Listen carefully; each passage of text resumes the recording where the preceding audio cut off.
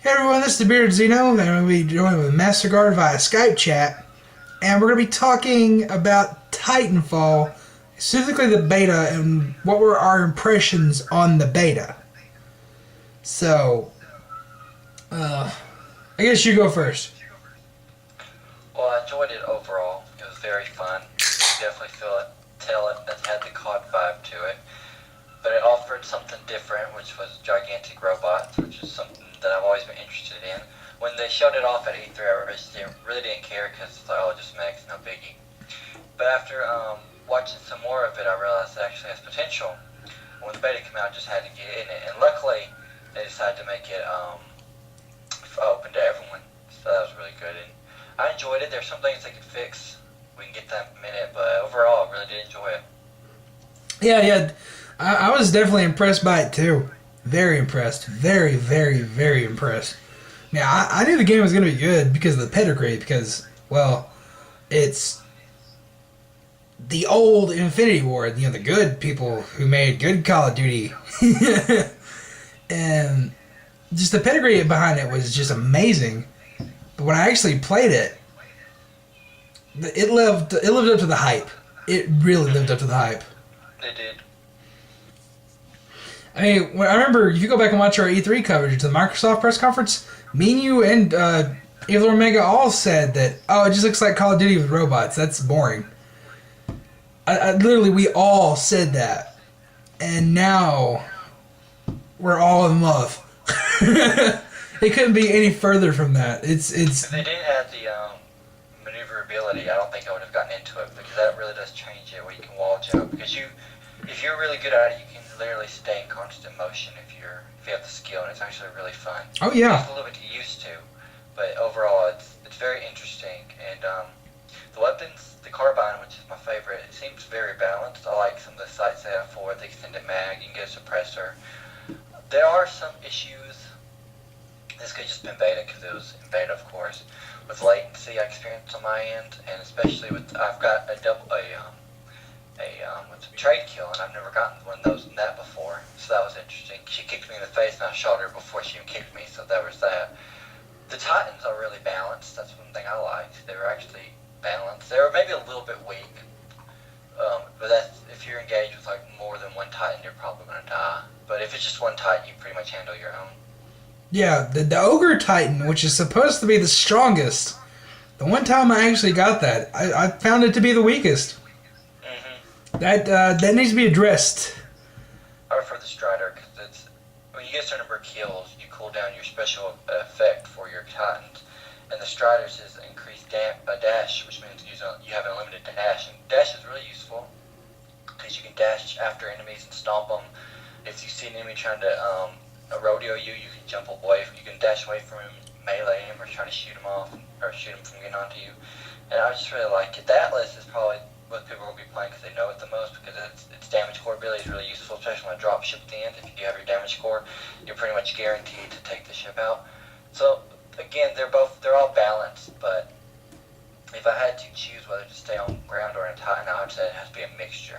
Like if I get my Titan, I'm gonna jump in it and try my best to kill as many as I can. Yeah, so always as soon as you get that Titan, everybody calls it in because they're like, oh, hell yeah, I got my Titan, I can wreck shit now. And the thing is, you can die in 20 seconds if you're not careful, or that Titan can last the rest of the match. Just depends on how good you are. It's truly skill-based. There's no luck or any awesome bullshit perks about it. It's skill-based to the core.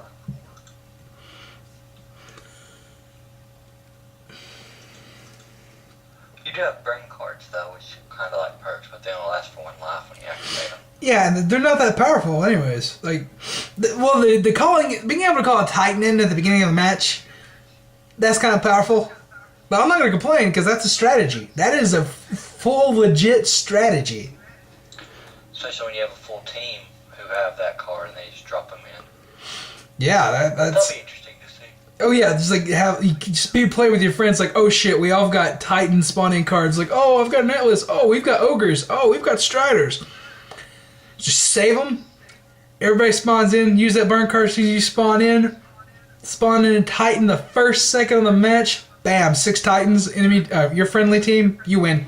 You win. That'd be. I'm gonna try that. We need to try that final game. But which was your favorite map out of the 2?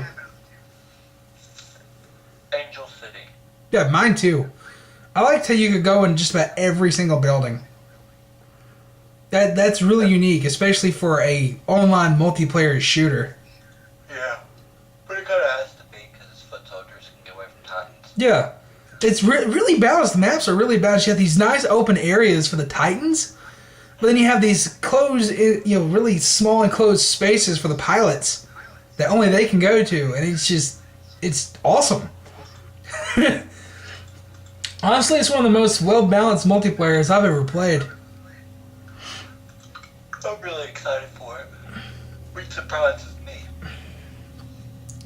That's saying something. Yeah, because you're a big COD hater. Yep, I don't like COD. But, let's see. There's a few weapons that we haven't tried yet that have been confirmed. Especially some Titan weapons, like the arc cannon. Have you seen that? It's like an electrical shotgun. That sounds interesting. Yeah, it's close range and it's electricity. It does really, really high damage, but you have to be, like, within punching distance. That's pretty easy. Which, yeah, I do that anyways. I just immediately boost up and start punching. So if I can rock with that arc cannon, hell yeah. There's also a railgun, which is basically a sniper rifle for the Titan. And you have to be pinpoint accurate with it, apparently. So that's going to be interesting. But, yeah, let's get into some of our concerns. Okay, shoot. Huh? Shoot. Me? Okay. Some of my concerns is, like, the weapons we haven't seen yet, are they going to be as balanced as the ones that were in the beta? Because this was just a small sampling of the weapons. And I'm worried that the ones that are going to be coming, because they're going to be later level ones, like, they're going to be too powerful. I'm also worried about the maps. I mean, the 2 we had in the beta, Fracture and Angel City, they were amazing. They were amazing maps. I'm worried they just showcased the 2 best maps in the beta, and the rest of the maps are going to be kind of eh. Yeah, I want to see what they're going to do with those creatures they have in the art book. Because in the new trailer you can see one, whether or not it's going to be killable or not, who knows. The Leviathan? That thing looks cool. It's like a big Brachiosaurus, and it just walks around the map. And that's sweet. But, what's your concerns? Shit.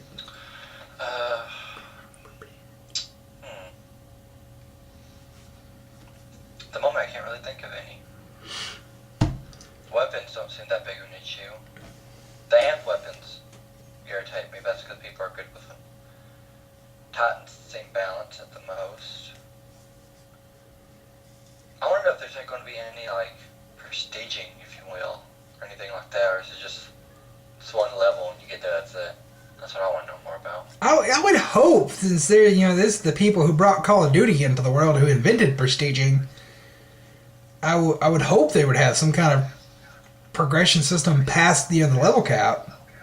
They most likely will. I hope they do. If not, they could always introduce it in DLC like Gears 3 did. Wait and see. Yeah. Let's see. I'm not too worried about the servers. They seem pretty confident about those. They weren't down that much for the beta. But it's just when they first opened it up, and when they first sent this first batch of codes, and when they first opened it up to open beta is when it crashed.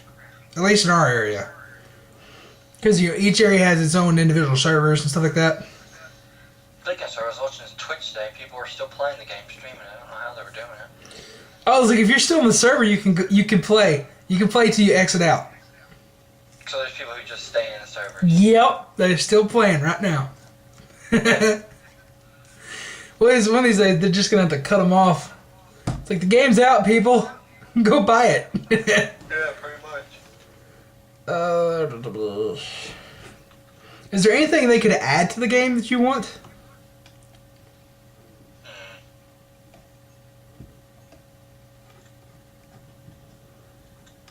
Not that I can think of at the moment. I think adding a few more classes of Titan would help. You know, say right now they have the light, medium, and heavy. And while they're not too different, except for their special abilities and the way they look, Yeah. I think having a few more, at least visual styles, would help. You know, should just customize and make them different. yeah, should just have an ogre, strider, and an atlas. Throw in something else, you know. Yeah. Of course, that's what DLC is probably going to be for. Most likely. Also, I also want to see customization for your Titans and for your pilot. Very cool. You know, like weapon skins. But I want to make a red and blue Atlas and name him Optimus Prime. My life will be complete. Make it happen, Respawn. Black and pink. Not Yeah. black and pink, black and yellow. If you want to do that. Like a bumblebee.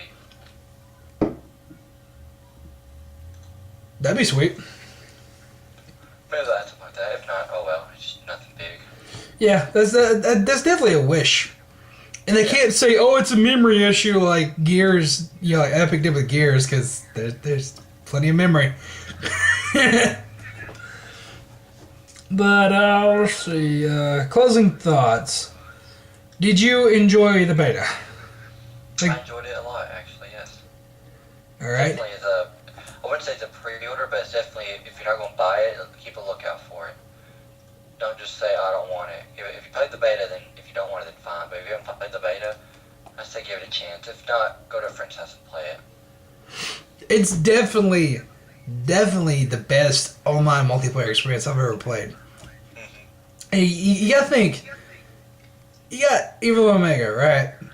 And he hates first-person shooters. Even more so online first-person shooters. Yet he loves the game. It turned a non-FPS fan into a fan of this game because it's just so good. That says something. If a man who refuses to play Call of Duty Online even though he owns the game and the Season Pass, if it can make him play online by himself because it's so much fun, that says something. That says how fun this game actually is. I definitely highly recommend it. Do you think it's worth buying an Xbox One over? No. But what if you really, really like the game and you have a 360, but you know the 360 version is probably going to be crap? If you can afford it, go for it, but I don't think it's smart just to rely on getting a system for one game. Well, you know, I'm saying like this is this the new Halo? No. No? Okay. No. I think it's sort of a mini Halo. It's not as big as Halo. It's not big of a system seller, but it's definitely going to sell some systems. It already has. People bought systems just for the beta. That's Which is also a stupid reason to buy a system. well, if that's a prerogative, then I can't say no if they got that money to waste. Of course, you know I already had a By all system. means, go for it, but if you're struggling, don't worry about getting one until you can. Yeah. If you're struggling for money, you live from paycheck to paycheck, don't worry. It'll still be there in the future. The servers will still be there. You don't have to worry about missing out on anything. But if you have the funds to comfortably buy an Xbox One and Titanfall, go for it. Go for it, because you're going to enjoy the shit out of it. That's for sure.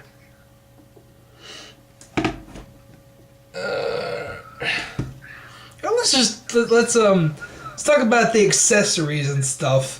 Since we're both getting accessories, and we'll talk about the collection edition. Just wrap up Titanfall and preview in one video. What do you think about the accessories? Well, I'm hopefully personally supposed to be getting the Air Force Titanfall Atlas headset. And I'm also reading a lot of reviews about the headset because it's just a colorified version of a current Turtle Beach headset. So I've watched a lot of reviews of it, and they're really positive. From what I've read, they are wireless. The only part that connect is to the controller, which, by the way, the headset does come with the adapter. So if you're looking into it, you can get it with the adapter. No need to pay $30 on GameStop for the adapter when it's supposed to be $25, but whatever. But the quality seems really good. It's not surround. It's stereo, but that's okay for me. I really don't mind surround. The controller, I've seen online. I haven't touched it in person. It looks really nice. I'm excited for that. I've looked at the Razer, or not the Razer, the Mad Catz mouse. That mouse looks absolutely really good. Oh yeah, I think it looks sweet. I'm not getting it.